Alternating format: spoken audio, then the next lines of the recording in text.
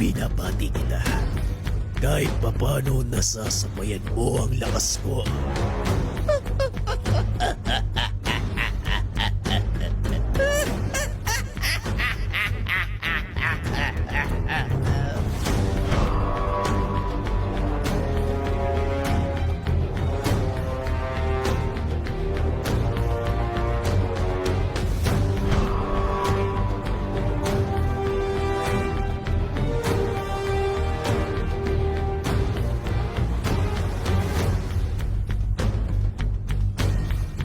Mukhang ako lang ang nakakakita sa 7 demonyo. Hindi man sila pisikal na nandito, pero nararamdaman ko ang kanilang presensya.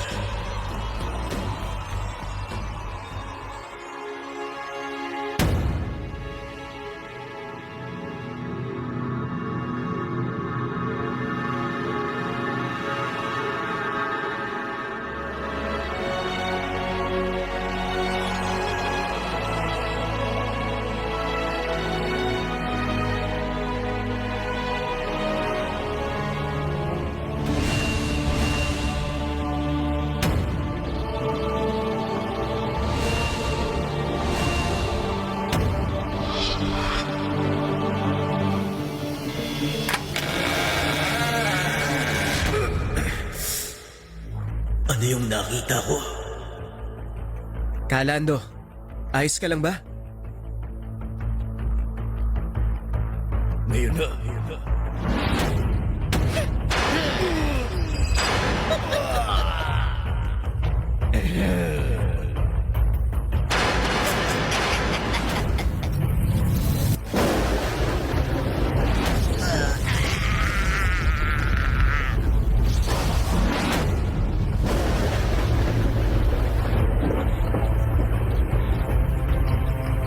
Hindi lang si Haring Balaw ang may tinatagong sekreto.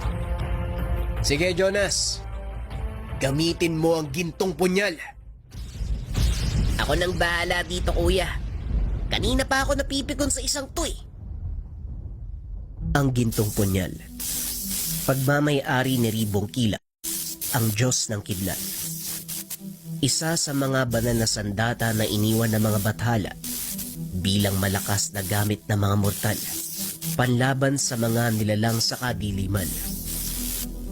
Ayon sa kwento ng mga ninuno, ang 7 sandata, ang higanteng martilyo ni Mapulon, ang koronang ginto ni Apo Adlaw, ang 2 kampila ni Apo Lakay, ang tungkod ng tubig ni Mayari, ang kambal kris ni Inaginit, ang karet na merong 2 talim ni Magwayan, at ang pagmamay-ari ni Mark, na ngayon ay hawak ni Jonas, ang gintong punyal ni Ribong Kilat.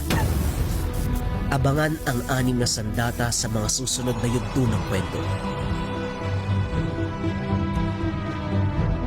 Ang gintong punyal ng bathalang Ribong Kilat. Matagal nang hinahanap ng aking angka ng sandatang yan. Kinakatakutan ng maraming elemento ang punyal dahil sa taglay nitong lakas. Sino mang tamaan ng kidlat ay siguradong matutusta. Tama ba, Kaptan? Tama ka. Isa sa aking pangarap ang mahawakan ng banal na sandata ng gintong punyal. Lalo pat ang bathalang Ribong Kilat mismo ang nagbigay dito ng kapangyarihan. Kaibigan, kapag natapos ang laban, maaari ko bang hawakan ng punyal? Walang problema, Haring Kaptan. Pwe, hindi talaga kayo nauubusan ng mga pakulo. Tama nga ang kasabihan ng mga tao. Kung sino pa ang bubwit, yun pa ang pinakaperwisyo. Kung yan ang gusto mong laban kutong lupa, pagbibigyan kita.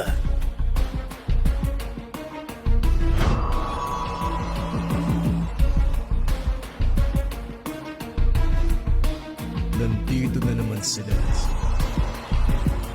Nakikita ko ang presensya. Itim na maika.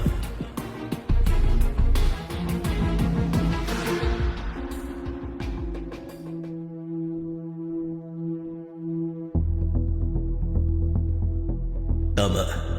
Ako lang ang nakakakita sa kanila.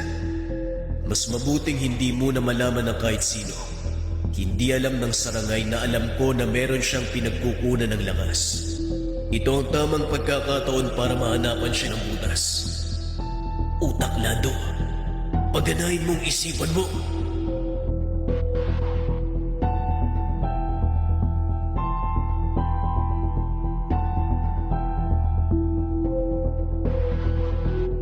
Si Calando, isa sa pinakamaalamat na manggagamot at antingero ng kasaysayan. Hindi dahil sa walang kapantay na lakas kagaya kay Haring Balaw. Ang pinakalakas ni Calando ay ang isipan, talino at bilis ng pag-iisip. Ilang laban na ang napagtagumpayan ni Calando, kahit mas malakas sa kanya ng 10 ulit ang kalaban. Lahat sila ay hindi umuubra. Napapabagsak ni Calando gamit ang isipan. Sa kabilang banda, alam ni Mark ang nagaganap kay Calando. Kung babalikan ang kwento ni Calando at Mark, pareho silang may karanasan sa pakikipagtuos sa demonyo. Minsan na nilang binisita ang impyerno upang makuha ang kaluluwa ng isang musmos na bata. Kaya naman lubos na nababahala ang dalawa sa maaaring maganap kung sakaling lumabas ang mga nilalang sa ilalim ng lupa.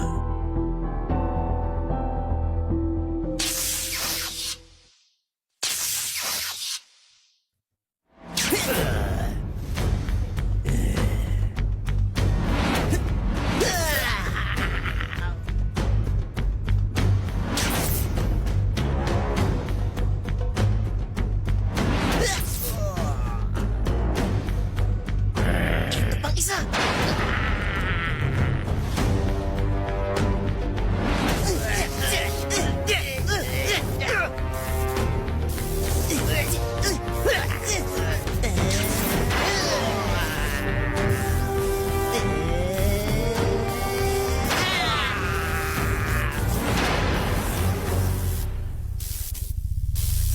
Malakas man ang hawak na sandata ni Jonas, hindi pa ito lubusang tinatanggap ng kanyang katawan. Ang armas ni Bathalang Ribong Kilat, dumadaloy rito ang walang kapantay na enerhiya. At kung simpleng tao lamang ang hahawak sa sandata, siguradong matutusta ang buong katawan. Bago pa lang kay Jonas ang paghawak ng sandatang gintong punyal.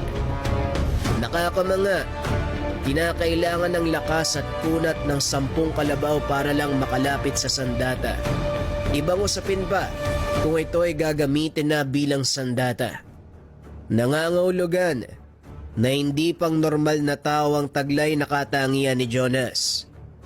Ngunit kahit ginagabayan siya ni Haring Balaw, masyado pa ring malakas ang puwersa ng gintong punyal. Hindi mapapalabas ang buong potensyal nito sa mabilis na panahon. Tama ka, Kanduk. Kahit ako bilang hari ng kalangitan, mahihirapan at magkakaroon ng epekto sa aking katawan ng paggamit sa sandata. Lubusan rin akong namamanga sa ipinapakitang lakas ng mortal.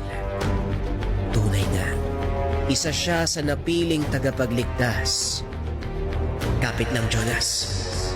Alam kong kaya mo yan.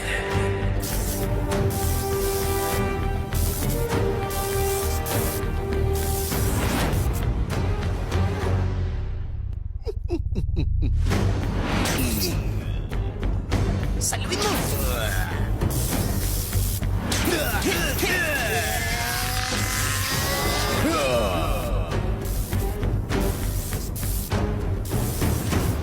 Hindi mo ako madadala sa ganyan. Tanggapin mo to! Tanggapin mo! Si Bantang Kalangitan!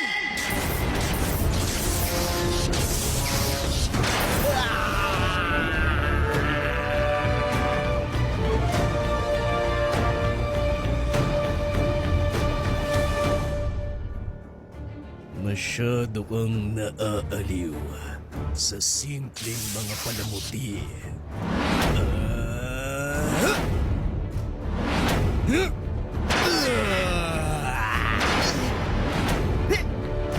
Masakit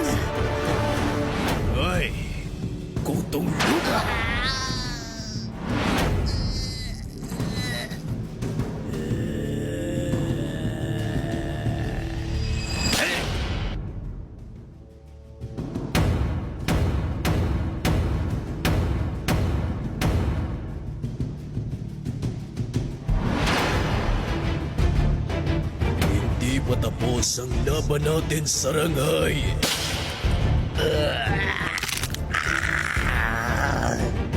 Bitawan mo ko. Walang kwentang alipin. Ito na ang katapusan mo.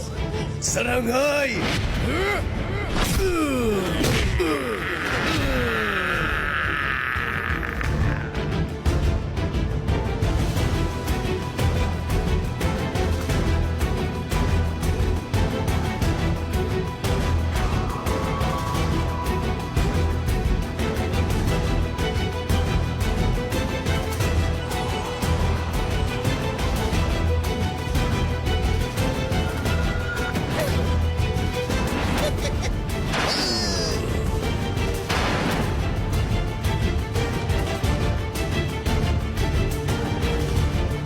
Sige ba? Pitong hari ng impyerno. Bigyan niyo ko ng lakas. Lumabas kayong lahat.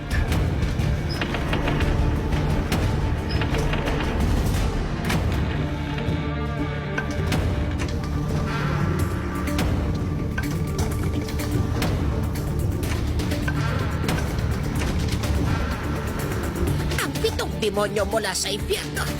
Paparating na sila. Sige, hayaan mo silang dumating. Ito na ang tamang pagkakataon. Ngayon na!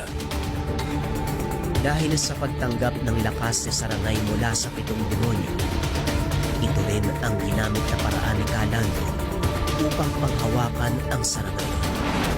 Anong nangyayari? Bakit hindi ko maigalaw ang katawan ko? Mark, ngayon kailangan na nating tumulong. Nandito na ang pitong demonyo. Ikukulong natin sila sa selyo.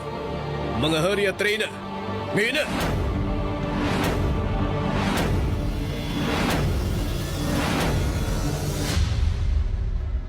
Ang selyo ng gintong liwanag!